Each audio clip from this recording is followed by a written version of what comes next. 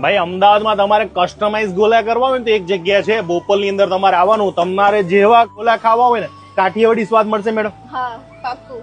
તો આપણી પાસે કયા કયા ફ્લેવર છે એ મને કહી દો. આપણા પાસે છે માવાવાળા બી છે અને ફ્રૂટ્સમાં બી છે અને સાદા બી ફ્લેવર છે.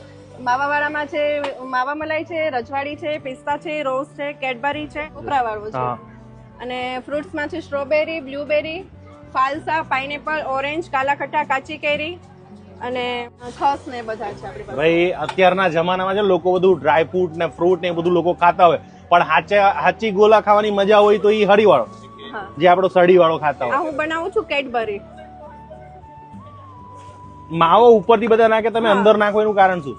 એ જો માવો આપણે ઉપરથી નાખીએ તો તરત પતી જાય, લાસ્ટ સુધી તો નહીં રહે. આમાં તમે જ્યાં સુધી આ સ્ટીક પતશે ને ત્યાં સુધી તમે માવાનો સ્વાદ માણી શકશો. અને ગોલાના પ્રાઇસ પણ કહી દેજો. જે સાદો ચોકલેટ હશે ને એના 50 રૂપિયા છે અને જે કેડબરી વાળો જે છે ને એમના 100 રૂપિયા છે.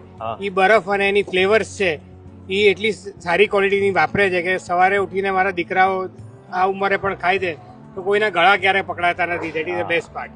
બહુ સરસ ગોરો છે. સૌ ખરેખર કાઠિયાવાડની બહુ મજા આવી ગઈ.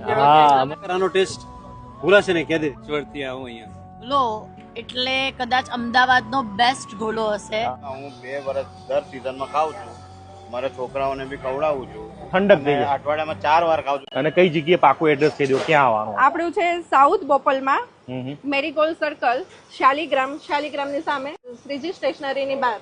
મજા નહીં આવે તો પૈસા પાછા.